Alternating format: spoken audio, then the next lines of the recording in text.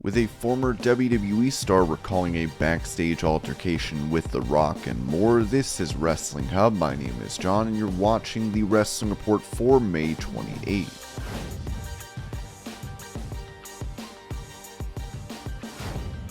When asked by Mark Raimondi of ESPN what made him decide to return to pro wrestling, AEW star CM Punk said, "Forget buy rates and $1 million gates and everything. That's what this is about. What's the best part?" Punk asked rhetorically. "The best part is making these new relationships and showing guys what a lot of guys never showed me but should have. Not to be a dick to these kids who just want to be pro wrestlers. There's people that I shared locker rooms with that I wish I could have just talked to like a normal person or picked their brain. But everybody is like so guarded. I literally just want to show them that I'm an open book. I'm here. I'm walking around all day backstage. Whatever you need, I'm literally here for you. It's a full-time job, baby, literally, but I love it." Today's video is sponsored by Raid Shadow Legends. Raid brings a true console-level experience to your phone, and they've set the bar high. Raid Shadow Legends just celebrated their 3rd anniversary as one of the top RPG games out there. This game started strong from the very beginning and never slowed down. Raid Shadow Legends is the perfect game for all player types. You can take it easy and play casually. You can also dive in for hours and have an amazing time. Raid's currently running a special Deliana Chase event where new and existing players can get their hands on the amazing Deliana, a brand new legendary champion from the High Elves faction. Just by logging in, all you have to do is log in and play Raid for 7 days between now and July 20th, and you'll get Deliana for free. That's it. There hasn't been a better time to get started. All new players, listen up. Once you're in game, just enter promo code MyDeliana to get your hands on everything. Simple. Get 50 XP, Bruise to max, your legendary hero Deliana to level 50, as well as a ton of silver. Promo code is available from May 23rd to July 20th. But that's not all. The gifts for new players keep coming. Hit the link in the description and you'll get free champions. Record, Tiger Soul and Romero, 10 Magic XP Brew, 10 Force XP Brew, and 10 Spirit XP Brew.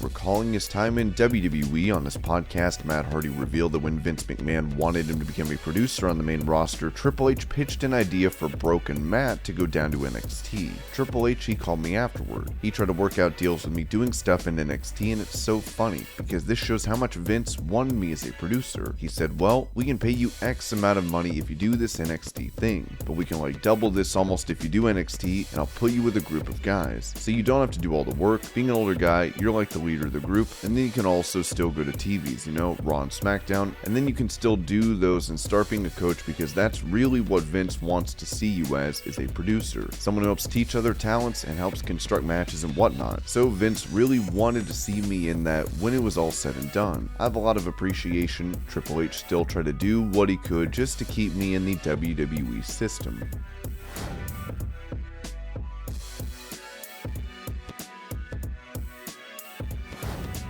Speaking about the leave of absence taken by WWE CBO Stephanie McMahon, former WWE star Lance Storm touched on her mentality possibly being to blame in this situation on Ariel Helwani's show. "I wouldn't be surprised with Steph and Hunter that they're falling victims to the all or nothing mentality. And when you're in WWE, man, you're in WWE. It's a 24/7 lifestyle. And I can see where Hunter led that 24/7 lifestyle. And he's got a family he's got to try to, be a part of as well, that he rode that until he almost physically broke. He had the heart issue, and I had to go, I gotta stop." And maybe stopping and getting away, maybe Steph and him realize that maybe 24/7 at work isn't the best thing for us. And I believe Hunter is coming back and doing more, and maybe Steph decided, Hunter had however long he had off. I don't know what it was. Maybe she's like, I need that too.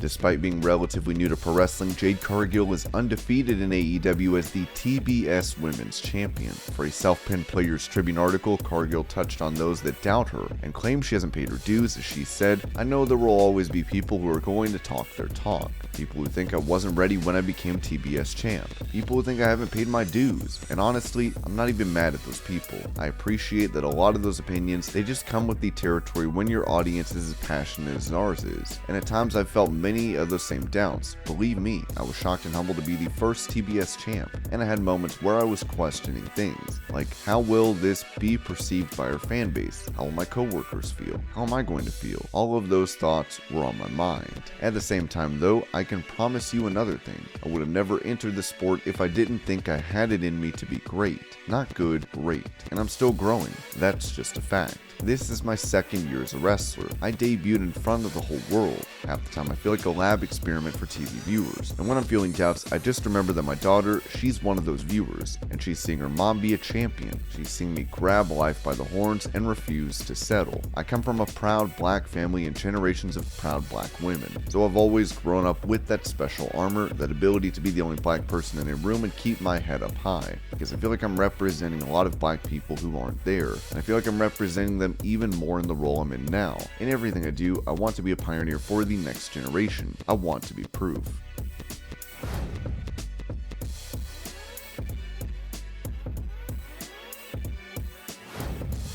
During a recent interview, former AEW Women's Champion Britt Baker was asked what she sees as a dream match for her, to which she said she'd love to face Sasha Banks. This apparently caused Baker to receive criticism from fans as she addressed this on The Bets the Playmakers. I literally answered a question. I didn't call out Sasha Banks. I didn't say, hey, this match needs to happen. I was just asked a question and I gave an answer, and they said, that's a cool dream match you'd like to have. Sasha is one of my favorite wrestlers. It wasn't me challenging her or challenging WWE. All I did was say, hey, this is a cool match. And I heard from fans, WWE fans, and even wrestling fans in general did not like that. I don't think they even read the whole interview. They read the clickbait and they run with it and they create just a nasty narrative when they don't even know what they're talking about. It's so frustrating because in my position, I'm not going to respond to John155 who has 19 followers, but I want to respond and be like, shut the hell up. You don't even know what you're talking about.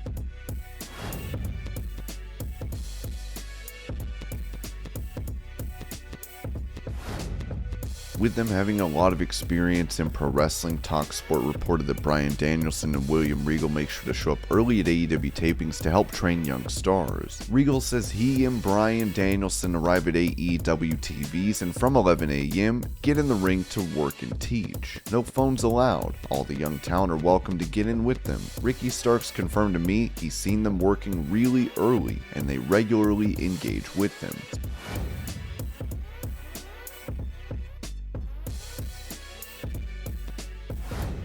After leaving WWE for AEW, Paul Wight would make a return to in-ring action in December. While he's yet to compete since then, he explained on Submission Radio why he's been absent. I had another hip transplant in December, so now I have 2 fake hips. I have 2 titanium hips, so I'm like Wolverine. So the focus for me has just been on rehab, physical therapy, and just getting stronger. And my thing coming over to AEW, honestly, to be sincere, is I came back over here to work on my commentary skills, because that's where my future lies in wrestling. That's where I want to contribute to the business, but I came over to compete periodically, in small doses. I don't see myself running for championships. That's not my gig. Maybe if it works out and there's a younger talent that I can help bring along, like a tag team championship, maybe. I've done my 5 nights a week for decades. I've put in my time. Now for me, it's about not taking anything away from the amazing AEW talent here. That deserves that TV time. That deserves that opportunity to make those connections with the audience. That deserves that ability to go out and earn those pay-per-view paydays. This is their time, and for me, I'll pick and choose here and there and squeeze in. And we got some stuff coming down the line that's really cool, but this has been an incredible card that they've put together in an incredible sold-out venue.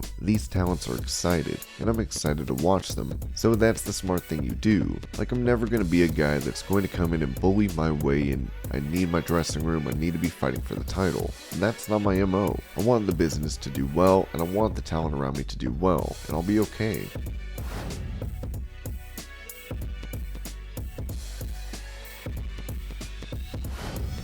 Revealing the origins of his new faction in AEW, Chris Jericho said on his podcast, I thought this Kingston bringing up Santana and Ortiz is interesting. We can have some dissension here. Then the fateful moment where Daniel Bryan is going to align with Moxley and he goes, we can bring in Moriarty, we can bring in Wheeler Yuta, Daniel Garcia. I was like, is this a thing? If it is, we've built up these 3 guys who have beat up Eddie Kingston and Chris Jericho, and now they're going to break it apart. These guys have to stay together. They have to stay together with me. It's perfect. It hit me like, holy sh**.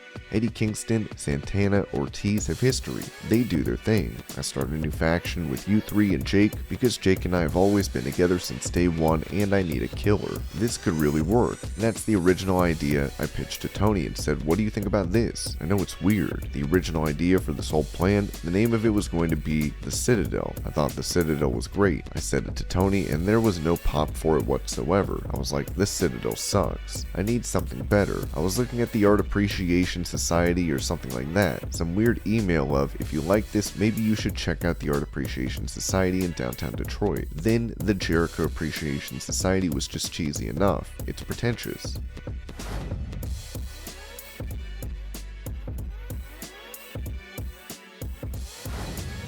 Speaking about the potential return of The Rock to WWE, Bully Ray said on Busted Open Radio how he'd book his comeback in time for WrestleMania 39. Rock comes back, wins the Royal Rumble, gets his shot at Mania. It's pretty simple. Keep it simple. Stupid, slow and steady wins the race. Win the Rumble, build to Mania. Yeah, I don't see any other way. And I would love to see the Rumble this year come down to some real heavy hitters. Maybe the last four in the ring could be The Rock, Brock Lesnar, Randy Orton. Some real strong talent where it's like, wow, anybody could win this one. Any one of these last 3 or 4 men could main event WrestleMania against Roman Reigns. If The Rock's calendar is free for the first quarter of 2023, hopefully WWE is going to maximize that and milk everything they can out of The Rock for a huge WrestleMania next year.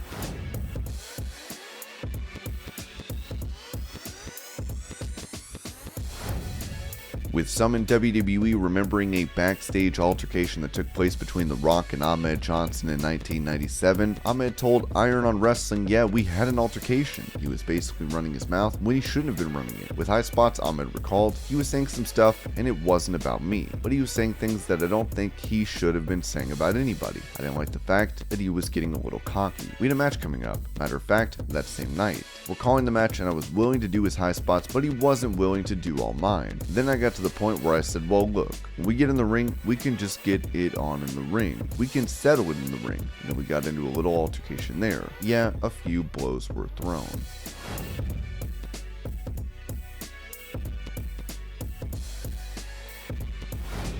Taking to Twitter, AEW star Tay Conti revealed that she's been having an issue with a man threatening her and her boyfriend as she wrote, "This is absurd. He's been threatening Sammy and I since January. He writes us every single day and apparently planning to do something with us in June. I'm taking legal precautions, but if something happens to us, y'all know who to look for." And this was your Pro Wrestling News Update. I hope you're all having a great day. Thank you so much for watching, and I'll see you later.